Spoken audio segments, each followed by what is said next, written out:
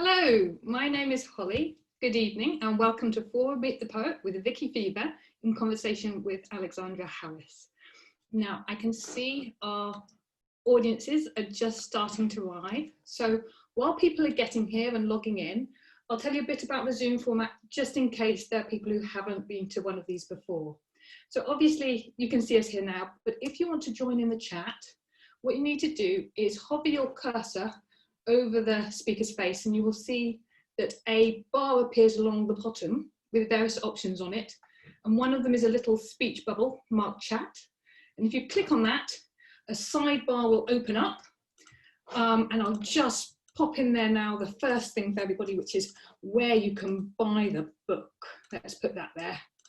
So what you need to do is when you type in that, you need to click on the blue box, all panelists and attendees, so everyone can see what you're saying, because otherwise you could send a message and nobody could see it. But I've popped where you can buy the book there now, and you can also say hello and let me know where you're calling from. I can see the numbers are just starting to level off, so we'll kick off. Tonight we're hearing from Vicki Feaver, reading from her book I Want, which is shortlisted for Best Collection. The event will take about 45 minutes and there'll be questions put to Vicki by Alexandra Harris, who is the chair of the 5-strong panel of judges for this year's Forward Prizes. Alexandra Harris is a writer, teacher, literary critic and cultural historian. Her work includes Romantic Moderns, Weatherland, Writers and Artists Under English Skies, Time and Place, and many essays on books, paintings, people and places. She's currently working on a study of rural history and local feeling. She reviews for The Guardian and has presented a range of arts programmes for BBC Radio. She is a professor of English at the University of Birmingham and a fellow of the Royal Society of Literature. So I'm very pleased to welcome Alex. Hello, Alex. Hello, Holly. Thank you, Holly. And welcome, everyone. It's such a huge pleasure to introduce Vicki Feaver tonight and to celebrate her 4th collection, I Want. I know that Vicki's fierce, taut, sensuous poems have been attracting readers for many years now. And she's no stranger to the Forward Prize either. Judith, her poem from The Handless Maiden, won Best Single Poem with Holofernes Head in Hand, and her 2006 book, Book of Blood, was shortlisted for Best Collection, as well as for the Costa Prize. This new book, which I have here, moves from poems of childhood to poems of age. So it's a little bit like the ages of woman in the old paintings, but not quite as you've seen them before. I loved when I first read it, and more as I keep going back to it, the strength with which this book speaks up for ambition, for wanting. And I love the way that splashing and tickling and hot water bottles are inseparable from passionate expressions of love that might come from Greek tragedy. These poems are funny, disarming, curious, alarming, tightly bound and ready to spring open. So it's going to be a really great pleasure to hear from Vicki tonight. Vicki, hello, welcome.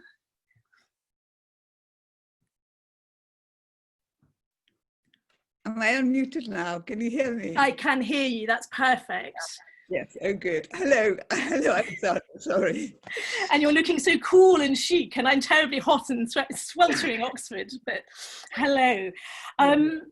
So my first question is really about the alluring title of this book. You're very good at making objects speak, and it strikes me that this book speaks to us from the shelf. It says, I want, and I wonder whether it says that in a sort of a whisper or perhaps a shout through gritted teeth. Could you tell us a little bit about what the title means to you, and perhaps read the title poem as well to start us off? I will. I just talk about the title for the book, which actually came very late because I struggled with writing the poem I Want, that I'll read. It took a long time, and I'm still not sure about it. But on the cover of the book, there's this wonderful illustration by by William Blake. And if you can see, there's a long ladder and it's stretched up to a crescent moon. And at the bottom, there's a child who's got one foot on the ladder, and the two sort of anxious parents, I think, looking on at the side. And then the caption underneath is, I want, I want. And actually, I think I thought that was such a brilliant image. And this image of the child wanting to get the moon. And we've made it almost a cliche of wanting the moon. But I'm sure when Blake designed the cover, not the cover, this illustration, it was actually for a book of illustrations for children. Not all of them very suitable for children. There was a man in the sea with his arm up crying, help, help, on one of them. And I thought that was rather like, I wondered if Stevie Smith had seen it when she wrote Not Waving but Drowning. But I'll read the poem. I want. Stealing, aged 11, a cornflower blue copy of your poems, reading it under the bedclothes by torchlight. I decided to be a poet, undaunted as the child you pictured, 1 foot on a ladder, reaching to the moon, crying, I want, I want. And the thing is that I didn't know that illustration when I was a child at all. All I knew was this tiny book of poems that I stole from my parents' bookcase. And I studied initially, not because of the poems in it, but because I thought it was a perfect size and it had this beautiful blue cover. It's very battered now because I've carried it. I think it's my most precious possession. And the thing is that I say in the poem that I was undaunted, but actually I soon was very daunted because I was at a gathering with some friends of my parents, and they said, what do you want to be when you grow up? And I said, I want to be a poet, and everybody laughed. And it completely did daunt me. So much so that I didn't even attempt to write a poem. I tried a few at school, but I didn't really think I could do it. You have now. Can we turn back to the epigraph while we've got Blake so strongly in our minds, because you've got this I think really marvelous epigraph from Blake. Yeah. And it has this image of a child piping loud like a fiend hid in a cloud, and it struck me so much that, you know, I remember being told as a child, pipe down, and you're so interested in how children can talk and what you might want to say later on their behalf even.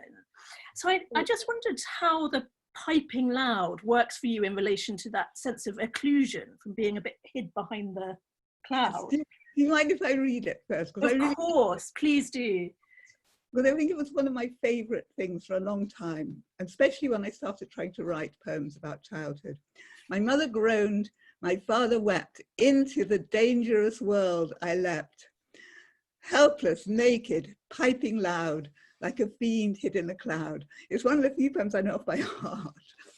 And I think why I chose it as an epigraph and why it's so important to me is that the child is helpless, but the child who becomes a poet, who can pipe loud, I think actually has a sort of power, and it's a magical power to convert traumatic events of childhood into poems.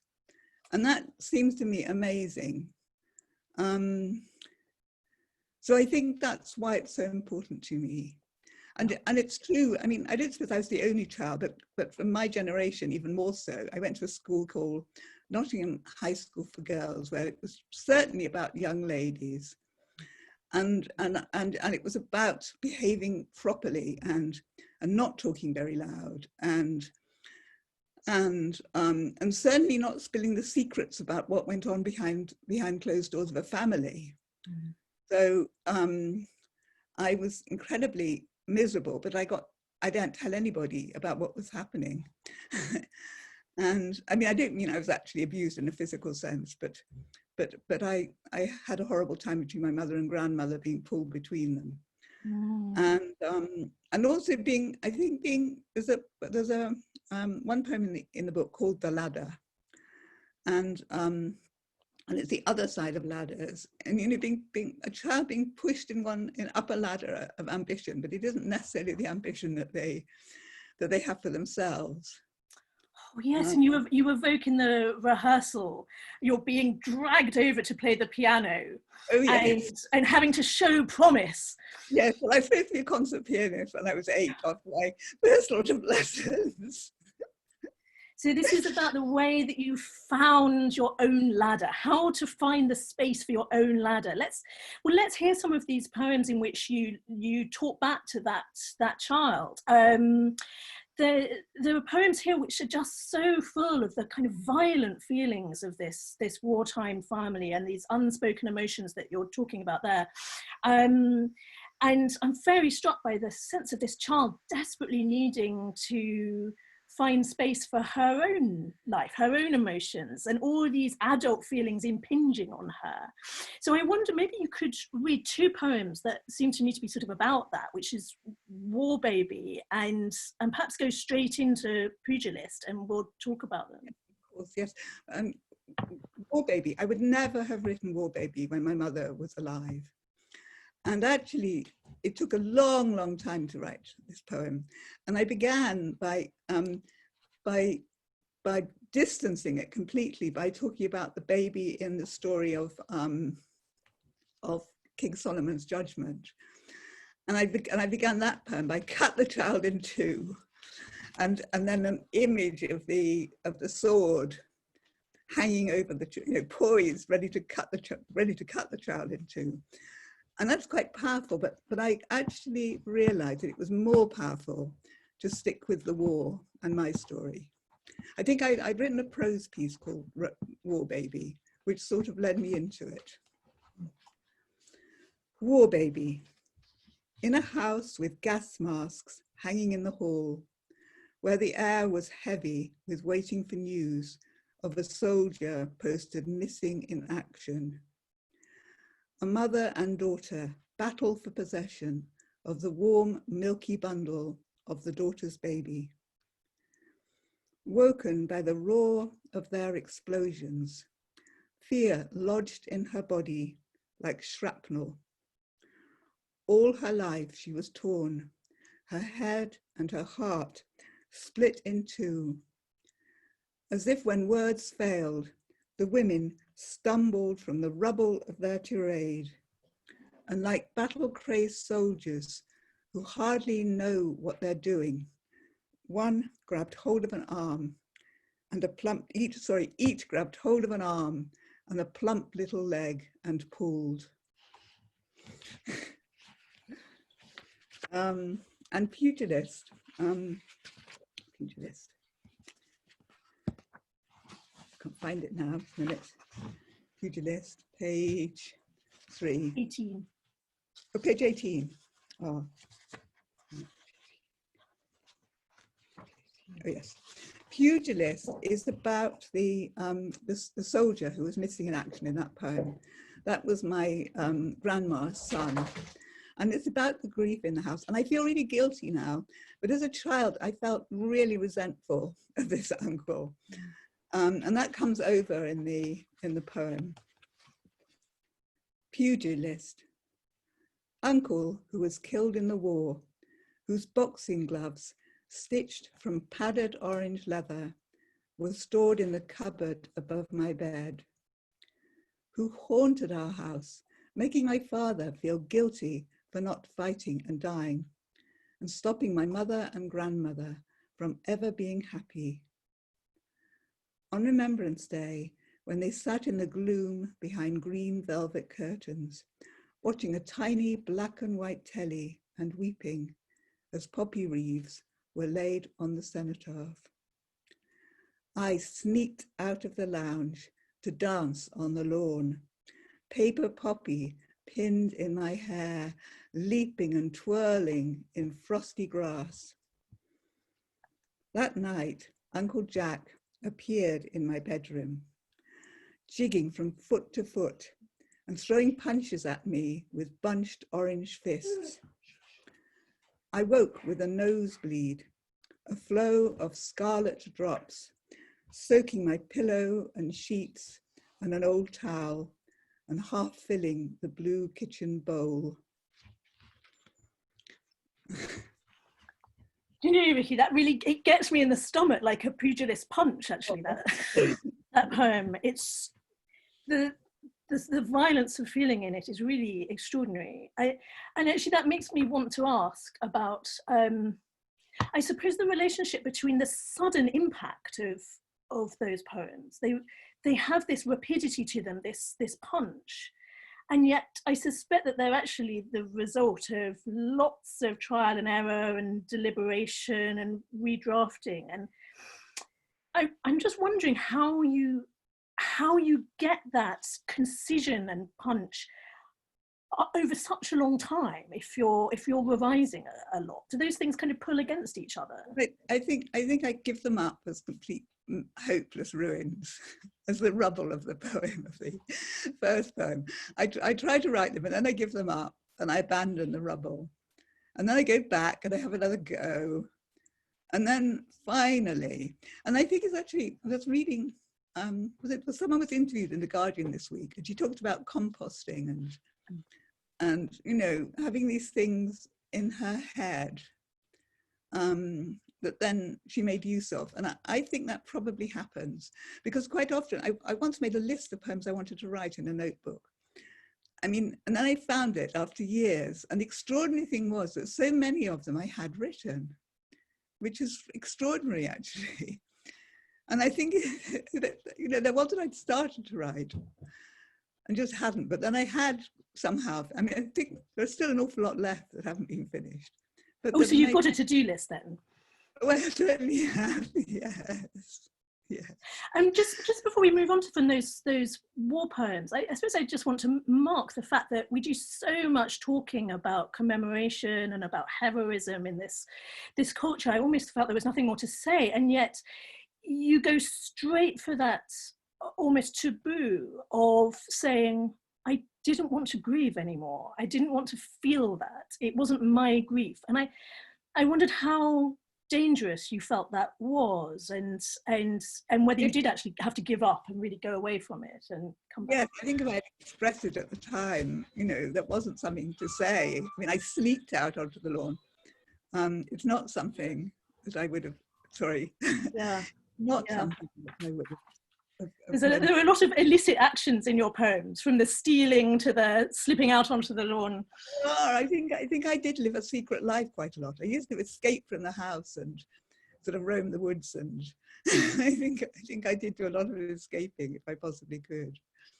I'm glad you were rebelling a bit to find your freedom to write. Now you're clearly not in the woods. Before the light fades completely, Vicky, I just wonder, your background is very alluring because there seem to be trees and a lovely view behind you. Can you tell us where you are?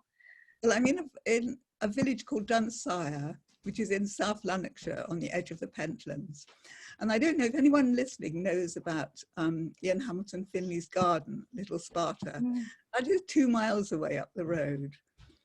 And actually this house is the house in the poem, in the book called, it's the house that's marooned among fields and woods in the book. There's a house called The Woman Who Married a Man. No, The Woman Who Married a Man Who Loved Silence. Yeah. This house, and it is marooned among fields and woods. And yet with many sounds arods you, many songs that you write about later. Wonderful bird songs, and in the spring will lambs leaping.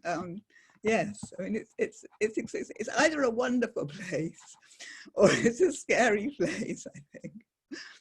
Oh, well, thank you. This is one of the only compensations of Zoom is that you've necessarily had to sort of invite us into your home, and it's very wonderful to see your view.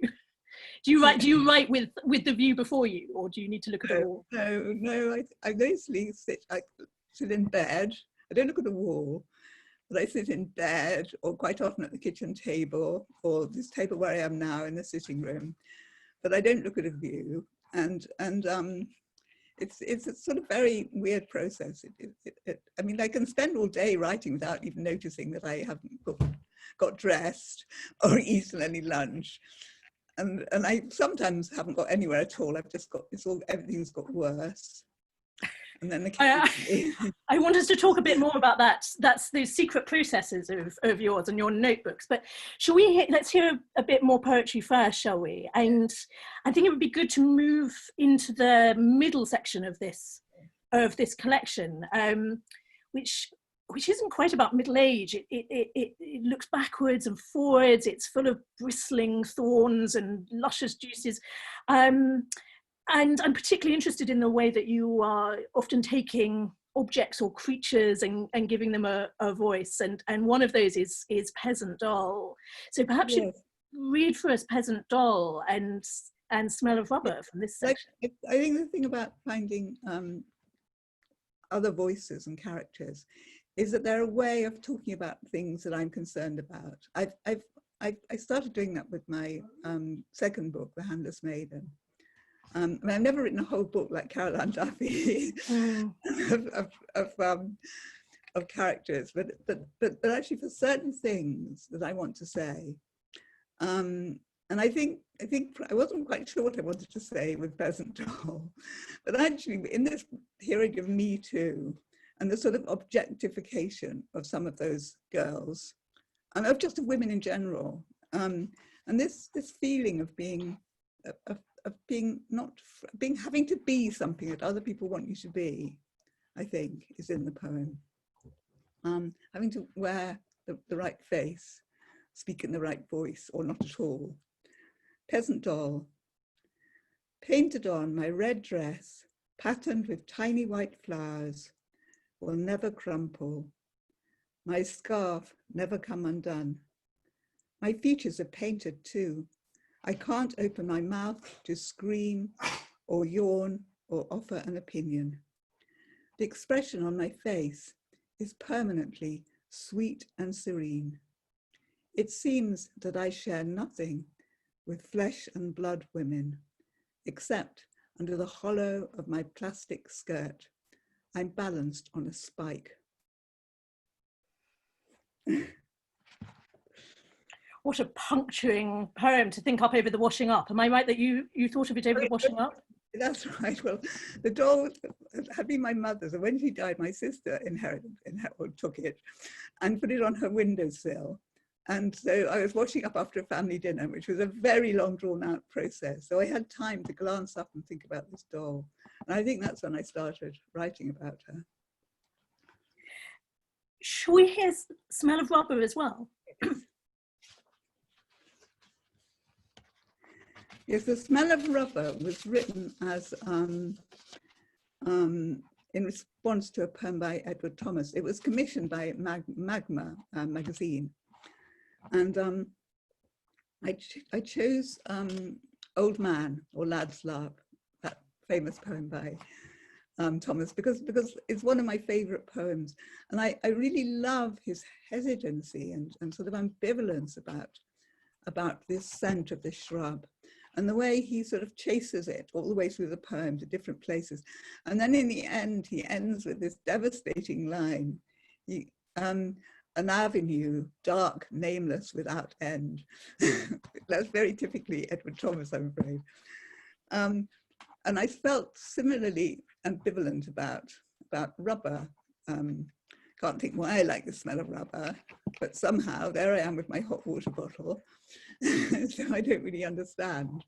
So I tried to understand why. I think a lot of these poems are about trying to understand things that I don't really understand, and using the poem as a way of sort of finding out. The smell of rubber. Smell I half hate, but am irresistibly drawn to, of babies' teats and the johnnies we used in the attic of the vicarage. A smell even more strongly in my nostrils now, as I pour scalding water into the floppy open mouth of a hot water bottle. Hearing the burps of squeezed out air bubbles. Something about the longing to hold and be held, making me hug the small, hot, pliable body to my chest as I fall asleep. Though I know I'll wake with it cold in my bed and stinging burn marks branded on my skin like fierce red kisses. It's just everything in there. There's every age, there's the sex and the bedtimes. It's terrific. We've had some really good questions in from your fans today, and one of them, actually several, are about endings. And I noticed there that you were interested in the way Edward Thomas ends his poem too. And I think all of your readers will be particularly attracted to the way that you bring these poems to an end, which is not an easy thing to do. So, for example, Jenny Farley says, "You are a master of the final line." Oh. Right. And she says, "How do you know when a poem is finished?" And I'll just tie that together with a question from Ninette, who's doing a dissertation on poetry and dance, and is perhaps thinking of almost the dance of revision when she asks, do you think a poem is ever properly finished? Well, I think for my poems, it's more the middle bits that might not be finished, I think. And so once I've got an ending, that's, you know, and I feel it's right. But I think what happens is that I sort of fumble towards them. They don't come straight away. I mean, they come in the process of the poem.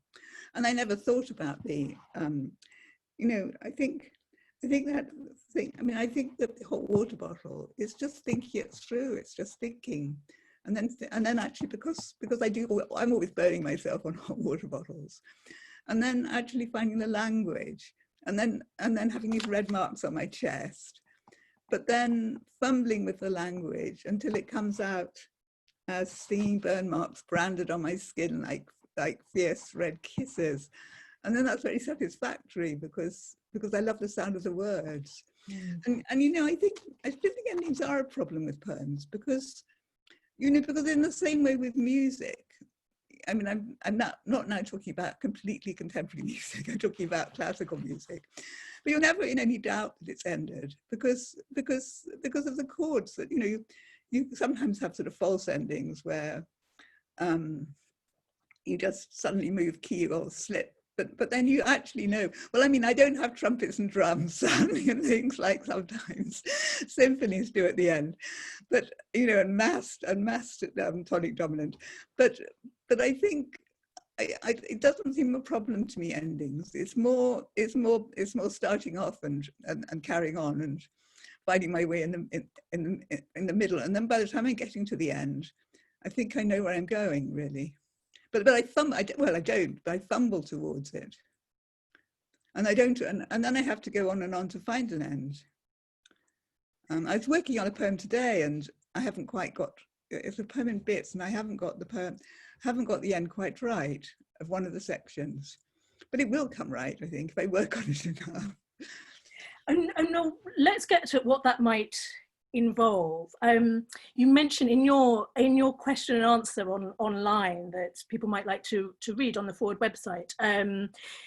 You give some very generous and open answers, and you talk about your notebooks and the way that you write down poems that particularly take you, not in some kind of separate commonplace book, but right in amongst your evolving notes. Yeah. I think people might really like to hear about how the notebook system works. I used to have these proper notebooks, and I've got a whole cupboard full of them, and obviously haven't got room or wouldn't have room to fill more and more cupboards.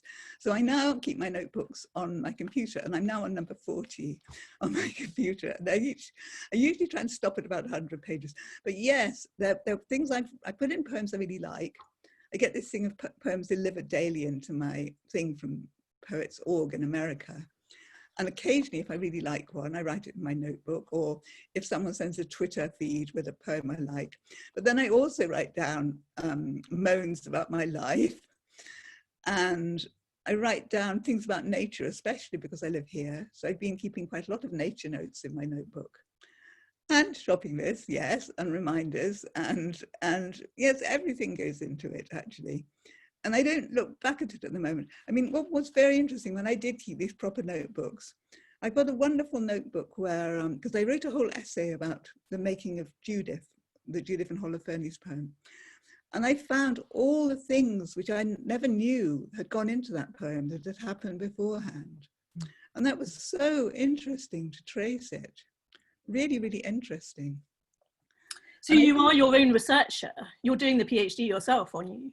Yes, but I mean, it's not like research, academic research. It's sometimes, quite, like I was trying to think of one of these poems where things have gone into it. I can't particularly, but I'm sure they have, and it's just these bits of stuff that I mean, well, the Surgeon's Widow, for example, which I'm going to read at the end. Well, we're getting there. We're there. So why don't you read the Surgeon's Widow? Okay, right. I'll read that. That's. Just a minute. I've got to find what page it is. It's page 44. Oh, wait a minute. Page 40, is that right? 44? Yeah, 44. Yes, okay. Yes. Okay, so if I start with what went into that I was on a wildflower holiday in Crete with my sister, and we were wandering around Ius Nicholas, and the unlikely thing was we found an art gallery, and I said, oh, let's go in. And we went in, and it was an exhibition of contemporary art. And one of the exhibits was this video tower by Marina Abramovic. And it was videos of hands washing parts of a skeleton. And I just found it so moving. There was another exhibit there too, but I haven't got time to talk about that. But this particular one was so moving.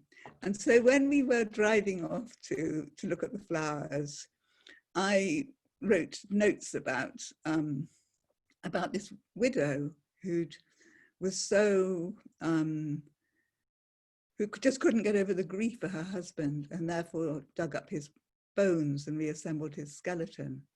And so therefore I had that in my notebook. But I don't think I wrote the poem immediately. And I'm just trying to think what other, then the other things that went into it.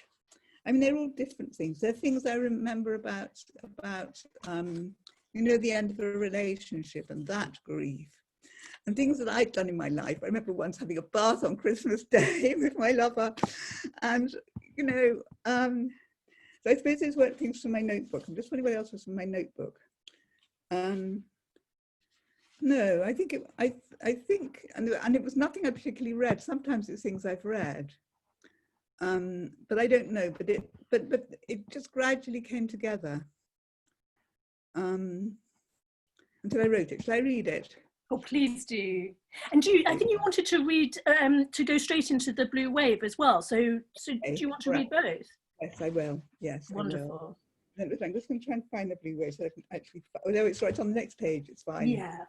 Okay. But thank you, Vicky, for setting up this sense of just this wealth of ideas and this jigsaw of thinking and of feeling that goes into these tiny, concise poems. It's really wonderful to feel it behind them.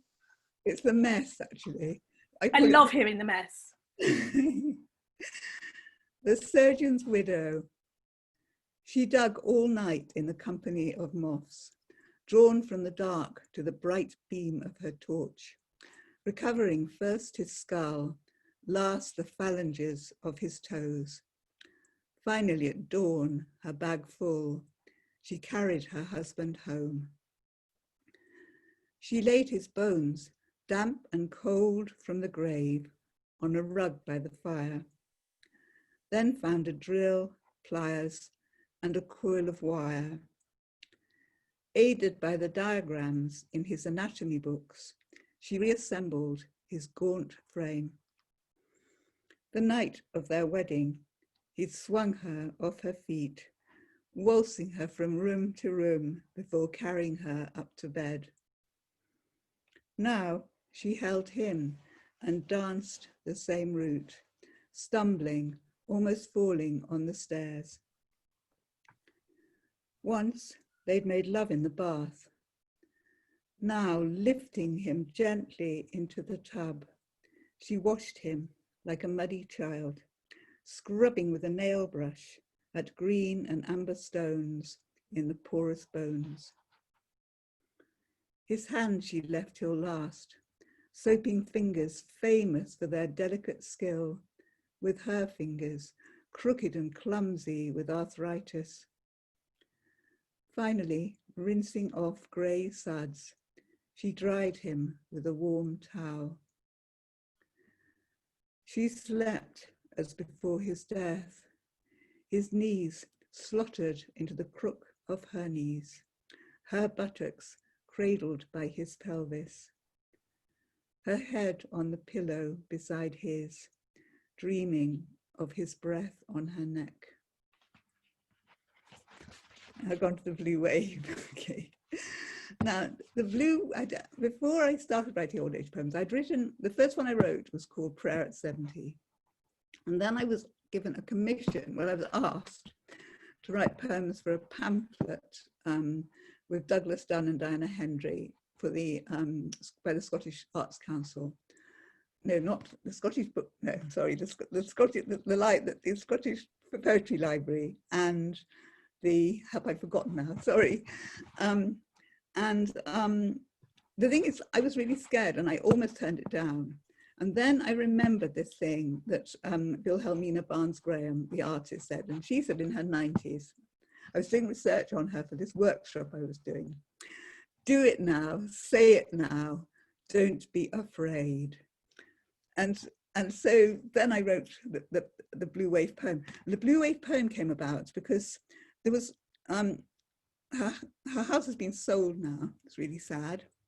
But in the house, there was this painting on the wall that I remembered. And what I remembered was just really just a great enormous expanse of blue, like a wave. And so I decided to write a poem about it. And actually the thing was that in the house, her studio was still there, just set up as she used it, with an easel and with her paints laid out. And in one pot, there was a great distemper brush, actually. And then there was a view over the sea, and she loved the sea. So here's the poem, and it's written to her. In my head, there's a painting done in your 90s, when just to lift your arm was an effort. A single brave upward sweep with a wide distemper brush, so loaded with paint, the canvas filled with the glistening blue wall of a wave before it falls. When I think of this collection, Vicky, it's that hand doing the upward gesture with such energy and defiance that I think of. I'm not sure if you can see the comments, but the appreciation going on is wonderful in the sidebar here. I think particularly in relation to the surgeon's widow, people were sort of saying shivers. So now, what I want to ask you about in relation to both the surgeon's widow and the blue wave is sound. And there's this very, very interesting question from Anna Crow. And she recalls Edward Thomas saying that the ear is the only true writer and the only true reader. And suggests that your awareness of sound, which is clearly very acute, is part of what makes your work so characteristically visceral, she says. And also comments that so much poetry now is quite led by images. And she says, so what do you think, Vicky, about the differing roles of sound and image in poetry? Yes, it's really interesting because I would have said that I was an image poet, really, because I think images are really important to me. But, you know, thinking about it, I only find poems, I only find the images through the sound. And when I'm writing, I'm always muttering the words aloud to myself. Oh. And you know, because I know the poems in the end probably find themselves in couplets or triplets or whatever, because I like to have some order on the page. But I never set out with that. I just set out actually with the sound of the words, I think, really. And I fumble my way with that, making lots of horrible mess.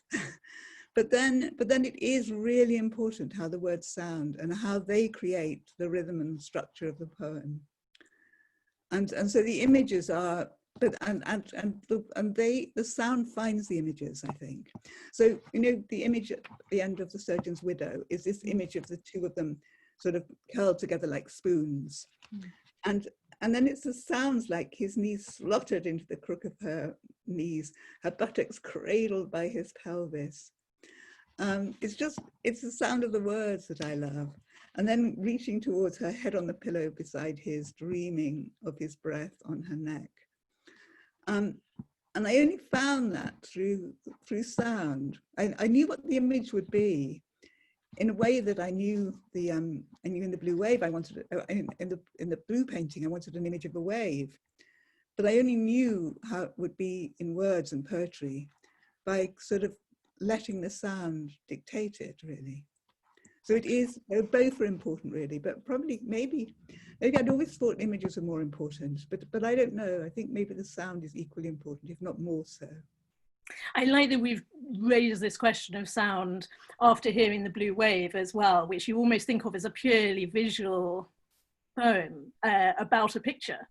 And yet, as you say, you're making you're thinking through the picture, you're making the movement through sound.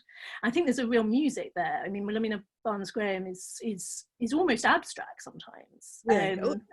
Which is abstract a lot. Well, I mean, not her early paintings, but all her later work abstract, isn't it? Yeah. And so the you know, this non-referential quality that you get through just the music of the poems too relates to that abstract work, I think. Jane Salmons, who perhaps is listening, wonders if we could talk about form a bit. I think this maybe relates to sound, because she's noticing that you use lots of couplets, tercets, generally quite short lines, and asks what advantage you think short lines have over perhaps long lines or more complex layered or predetermined forms.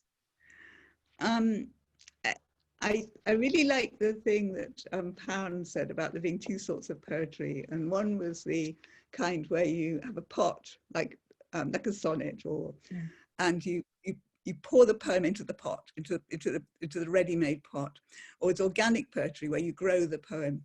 And mine certainly grow, and actually the shapes, like the couplets or the triplets, they don't come at the beginning when I'm writing.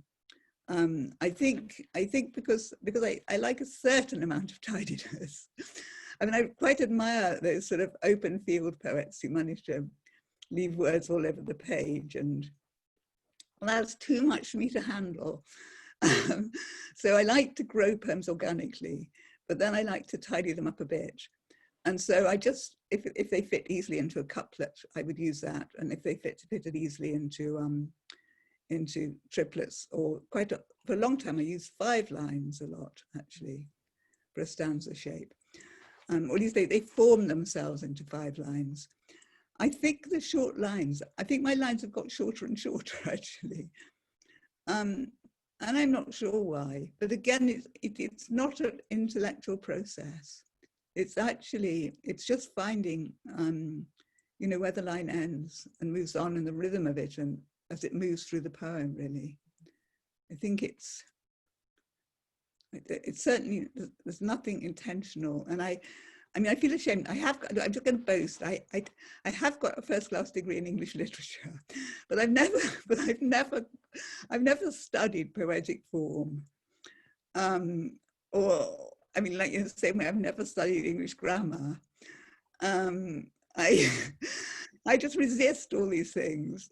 And I'm really interested in, and do you know what it is? I think when I was studying literature, I was so glad that, what's that horrible system for studying literature now? I can't even remember what it's called because I hate it so much. But that universities went mad with. Practical criticism? No, practical criticism is tight. It's absolutely fine. It wasn't that. It's something horrible. Sure, anyway, you're fine without it. But then the way I like to talk about literature was say, looking at a poem. And I like looking at it like a piece of beautiful cloth or a garment or something like that. I'm really interested in that. It's the texture and feel and the sound and all those things interest me. Yeah. It's practical criticism, isn't it?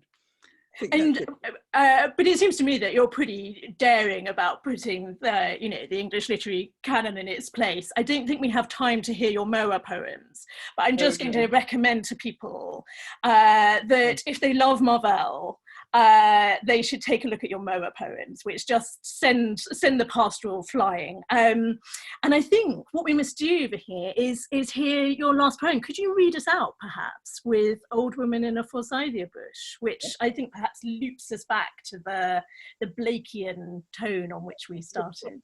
Lambs and lambs are in the book, the Songs of Innocence, aren't they? Yeah. And the blackbirds singing. Old woman in a forsythia bush, bright bush of yellow stars, reaching out to me with long bowed wands, among fields ringing with blackbird songs, where lambs, licked into life by sheep's rough tongues, leap impossibly high, as if hung on strings of a great puppeteer, who also dangled me when young, inciting me to strip off top and bra to celebrate spring. And I'm old, whose arms have steered me through the long dark corridors of another winter, to sit on this sunny seat among starry stems of forsythia, buoyant again, as if sprung from my body and floating above it like a seed flung from the grey head of a dandelion. Thank you for letting us sit in the Forsythia Bush with you. It's been such a pleasure, and congratulations on your collection. And thank you to everyone who sent in their questions too. It's been really, really fun. Thank you, Alexandra, for being such a wonderful interviewer. Thank you. Great and thank pleasure. You, everyone. I can sort of feel, even though I can't see people, I can sort of feel them there, which is really nice. Yeah. Hello, Holly. Hello, thank you both for a wonderful evening, and thank you for sharing your poems, Vicki, and to everyone who sent in a question. When we go in a few minutes, I'm going to leave the chat on, so if anyone wants to look up any of the links we posted or any of the comments, you can still do that. The link to buy Vicki's book is at the top of the chat, so do that. Almost picked up the wrong book there. Go buy this book. We'll be back next week where we'll be hearing from Caroline Bird, who is introducing the Air Year. And I also wanted to give a quick shout out, if you know any 16 to 18-year-olds, for the Creative Critics competition, which we have every year, where young people can write poems in response to poems written by people on the shortlist. So there'll be a poem by Vicki there, and lots of young people will be writing their responses to it. So if you know any young people who are writing poems, that might be one for them. I'll put that link in the chat too. But I think that's all we have time for. Thank you again, Alexandra and Vicki. It's been a wonderful evening. Thank you.